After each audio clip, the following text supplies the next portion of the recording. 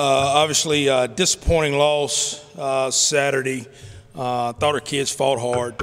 Again, I haven't had any complaints with our effort throughout the entire season. So hopefully that'll continue, and I'm sure it will.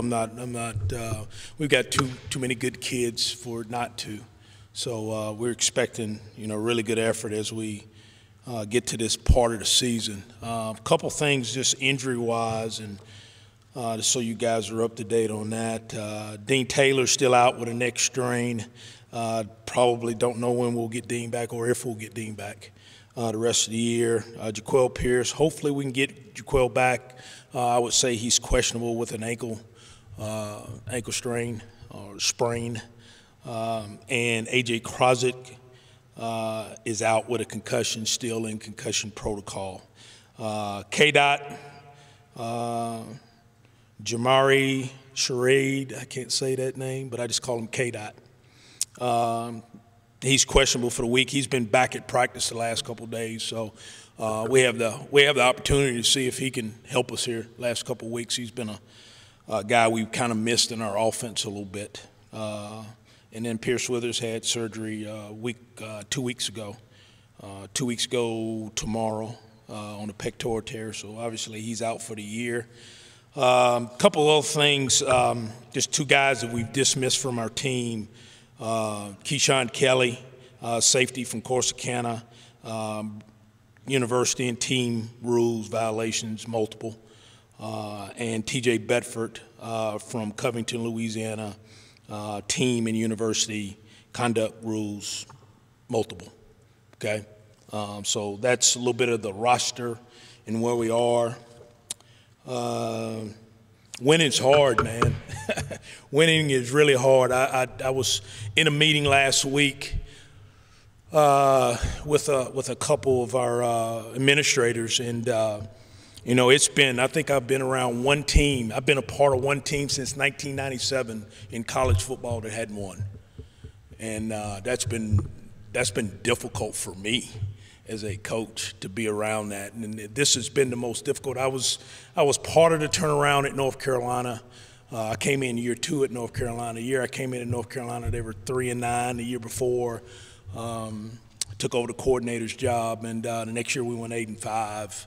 I think we went 8-5, 7-6 in those 4 years. My last year being the interim head coach. Went to Ohio State. They were 6-7, maybe the first losing season they had in a long time at Ohio State, and won 24 straight games at Ohio State. So been a part of some cultural fix and rebuilds. This has been a little bit harder than this has been a tough one. You're going to get a chance to talk to Ishmael Davis here in a little bit, and Ishmael's been on the front end of this thing from the very beginning. I've had several administrators tell me in 2015 the team quit, and one of the things that I pride myself on is never having a team that'll quit. So we're still fighting every day. I thought we had a really good practice today. Kids went out and worked really hard today, so we'll continue to move on. We've lost 4 games here, UTSA, Lafayette, Georgia, Southern, and Monroe. And we've lost those games by an average of 8 points, which is, talking again, I'd almost rather get blown out sometimes than to lose by 4 and 3 and 2 points, which is, tough. And people say, well, you're close. Well, again, horseshoes and hand grenades. That's kind of how I look at it, horseshoes and hand grenades. So we'll continue to go back to work. Defensively, I thought we played good on defense. If you would have told me we'd have gone to Monroe, Louisiana with a potent offense and skilled players they have and kept them to 20 points, I'd say we'd won the game. I probably would have said that, but obviously we didn't. They had 100-plus plays, 100-plus yards on 3 plays, and again, we play well when 11 guys play well. When we have 8, 9, and 10 guys play well, we give up, cut your head off type plays to our opponent, and we've got to fix that on defense. where, one guy making a critical error doesn't cost us a touchdown. Happened to us in the first half of that ball game, where one guy drops a coverage and we give up a touchdown. We can't do that. So we've got to fix that on defense. Offensively, it's amazing. We had 16 plays on offense, consecutive plays where we could not put that positive play in effect and then have another positive play behind it. So it's been positive play, negative play, positive play, negative play, positive play, negative play. That happened to us 16 times Saturday, and you can't be successful on offense when you're doing that. I made a mistake in that administrative meeting last week that I had. I said we're going to start 2 freshman offensive linemen. We started 3 freshman offensive linemen, and I looked out there on the field Saturday, and I. It was fun in a lot of ways to see those 3 kids out there playing, but knowing what they're going through out there on the field. Just absolutely knowing what's happening to them out there, especially those 2 young tackles out there. Jalen Momorell, I thought played really well, to be honest with you. I mean, he's one of those guys, you watch him in practice, you go, not sure. Then he's kind of one of those guys on game day. He's got a little bit of a nasty streak to him, and gets on guys and won't let go and those kind of things. So I was really proud of the way he played. So we'll keep growing those offensive linemen. I keep thinking about the guys that we miss off of those offensive, the Nick Fosters, who's no longer here, the Tristan Mizraks, and guys that are no longer here that could have been playing in that game. Nick Foster probably had his best game last year against Monroe. And think about not having those guys on our roster right now, and then having those 2 young guys behind them, and growing those guys. So obviously some guys are not here, maybe partly hurting us a little bit for not being here. I think about Jordan Mitty, and our depth in our defensive line right now. We got 2 defensive linemen out, and then he's not here. So you think about the depth and the things that are happening in our defensive front right now. So you'd like to have had those guys back, but that's part of football. Some positives from the game. Obviously, I mentioned Jalen Momorell playing well. I thought he did really well for his first start. I thought he did no turnovers in the ball game, which I thought was huge going into the ball game. Again, I mentioned the defense, only giving up 20 points and only 3 in the second half. I thought that was a positive for us. We got 2 turnovers. We probably should have had 2 more. We get the holding penalty on the double move, and I think Jay Sean did a great job of getting over the top, reading the quarterback's eyes anyway. And I think we had a couple other opportunities with the ball close or in our hands that one time we stripped the ball from the quarterback, it bounces right back to him. So we had opportunities in that game. Balls obviously not bouncing our way, but we have to keep plugging and make it bounce our way. And to me, that's the only way I know to do it, is to keep working hard so the ball does bounce your way. Questions? Coach, going into the game, everybody, of course, knew that Caleb Evans is a multiple threat kind of guy. I know sometimes it's easy to say after a game when a guy doesn't have a lot of success, to say maybe they were just down that day, but I heard a couple of ULM people say that's the worst game he played in his ULM career. I know he's somewhat a young guy. Yeah. But what did the Bobcats do to help him have the worst game of his ULM career? Well, I think credit to our defensive players and our defensive staff for putting together a really good game plan to take away some of the things that they wanted to do in the passing game. Football is almost like a chess match, and when you start taking away one thing, they started going to something else, and then we had to kind of go to something else, and they went back to wanting to throw the football. I think we did a good job on the outside part of the field, not giving up big plays. Because I think once that happens to you, man, then all your thought as a defensive coach kind of changes. You want to go protect those guys. Well, we didn't have to go protect those guys in the game because I felt like we covered fairly well. I tell you, just the addition of Clifton Lewis at Bandit really helped us a ton. Clifton did an unbelievable job starting at Bandit, and he got his hand on, I think, 2, maybe 3 balls out there off of the RPO game. We we put him out there because we knew he could read the quarterback, and when they didn't have the run and wanted to throw the quick outs on the RPO, he got his hands on 2 or 3 balls. And I think he affected the throwing game after that for Caleb, to be honest with you. So I thought we did a decent job up front stopping the run. Not as good as he'd like to, but we did a decent job. But I did think we forced him to throw into some tight fits coverage-wise that he's normally had big windows in, and he didn't. You know, before the game, or before Thursday, you announced the move from Brett Evans to play caller. What went into that decision, and how would you evaluate what he did during his first game? Brett's been a play caller before. He was a play caller for me at James Madison. You know, he was really a play caller here, year one here. That just felt like that was a good opportunity to, you know, we made several moves. We moved Aaron Brewer to center. We did a number of things. We just felt like we needed a spark, maybe a different voice calling on a game day. You know, people ask me, well, is he the coordinator? No, he's not the coordinator. He's a play caller on play. That whole room coordinates the offense. I mean, that's how it works. That's how it works on defense. That's how it works on offense. Is, you know, there's not one voice in that room. There's a lot of voices trying to put together a game plan. So I thought he did well. I mean, like I said, he's done it before. Again, I think I judge a lot of times how a guy does is just the rhythm that you're in the ball game.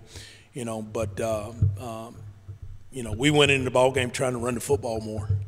And we want to continue to try to do that offensively because that'll only help our quarterbacks be able to throw better and keep us out of 3rd and long, which, again, we got into because of good play, bad play, good play, bad play. But I thought he did a good job. You were able to run the ball a little bit better, more rushing those. Sure. What do you think of the running game? I thought it was better. It's not obviously where we want it to be.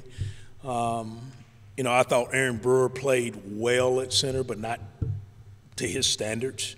And maybe, you know, probably had that in my mind that might happen. That's a brand new position at center for him. Not really brand new, but new this year for him at center. So he had some plays that he'd like to have back at center. You know, I thought we played poorly at right guard. We ended up moving Reese Jordan in there in the second half, and I thought Reese played better. So we want to continue to grow. I thought our backs ran hard. I thought Robert Brown and Anthony Taylor ran hard. You know, again, we wanted to be more downhill running. We wanted to run the power and be more downhill, and I thought those guys did a good job running on. So we want to continue to grow on that. Coach, Tyler, I guess, you know, we're at the point of the season where he's not really a true freshman, but he is.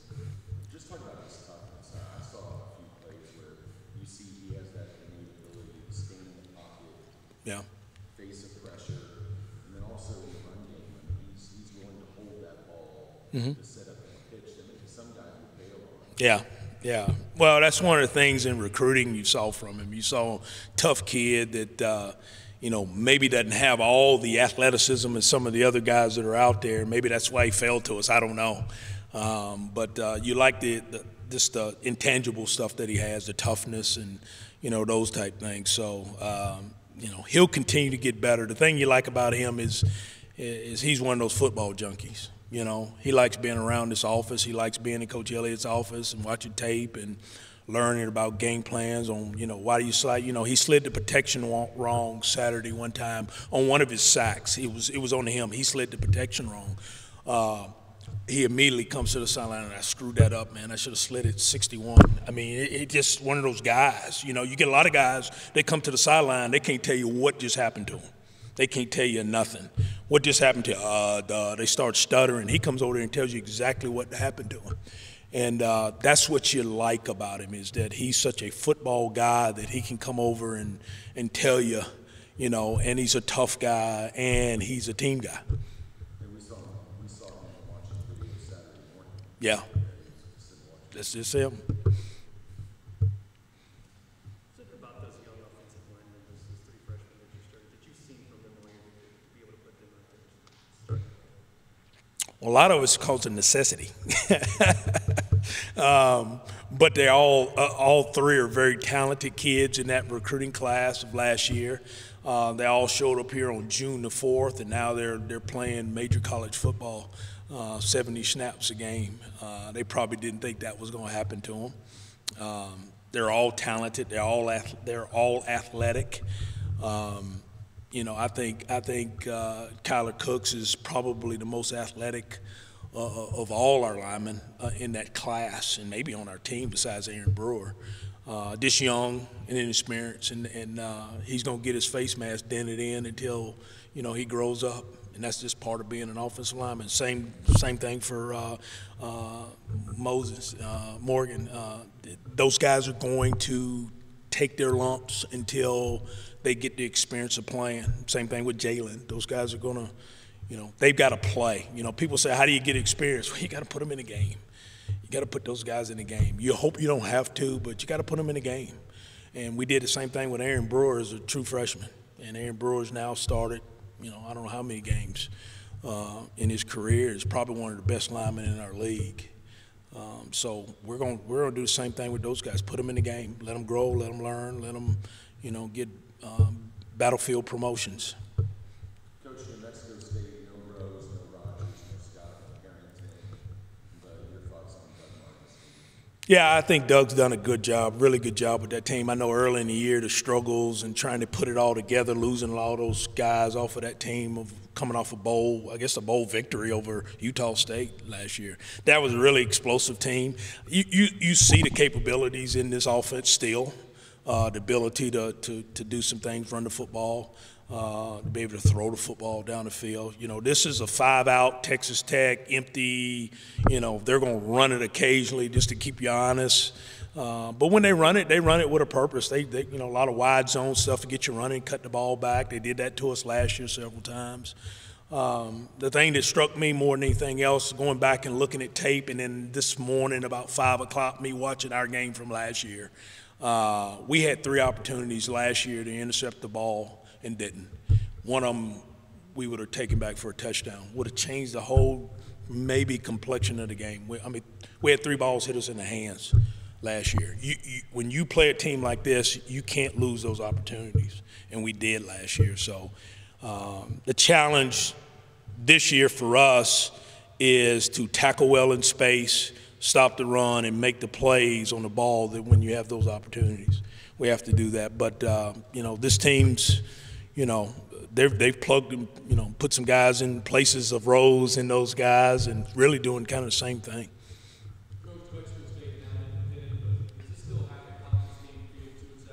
Yeah, for me it does. I had the question on the Sun Belt teleconference about this time of year plugging in a non-conference opponent. I said, not really, not really. So it's probably good for us. I mean, you know, you hate to go play a non-conference game right now in the middle of the year that you didn't know that opponent, and we're lucky to maybe have, or I don't, lucky or unlucky, you know, whatever it is. But at least we have some, you know, some last year's tape on them from our game, and obviously some conference opponent games that we can watch and study, and that's what we've been doing. You've spoken about this, and this is the homecoming game coming up. It's significant the fact that the team's honoring Southwest Texas teams in this past, and has 15 numbers and jerseys. Why is that important? You know, again, I just think it's really important to study your history and know your history in your program and in your school. I think that's really, really important. One of the first things I did when I took this job, because I'd be honest with you, when I heard Texas State, I didn't think of Texas State. I thought of Southwest Texas. I mean, I did. I mean, you know, I guess I could get an email saying I shouldn't say that, but I did. I mean, I thought of Southwest Texas, and I thought about, you know, Coach Wacker, and I thought about what he had done here, you know, because I go back to, you know, I've got some really close friends in this profession that coach for Coach Wacker at TCU, and they all just rave about Coach Wacker. And so when we wanted to redo our building in here, we wanted to, you know, people to be able to walk in here and see the history of 2 national championships here. We want to get that up on our stadium so when people walk in here and they say, oh, that place has had success here. I want our players to know that, the success. Our players don't really know it. Nobody talks about it. You know, they see it when they walk up here upstairs, but that's the only place they see it. So I think it's important that you study your history. You should never run from your history. You should always study your history and learn from it. And I think that's important for moving forward in this program.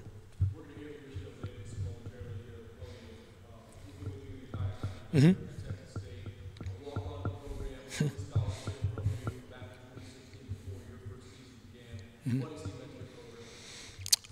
It's just meant an awful lot to our program. We've asked him to move positions, put on weight, be a leader. We've asked him to do a lot of different things for us when he didn't have to. We had a number of guys, obviously everybody knows, we had a number of guys just, leave the program, and Ish didn't.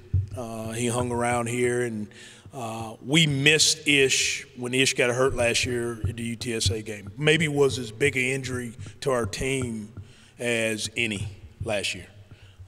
Just his work ethic, just his presence on our team and on the field during game days, really, really important.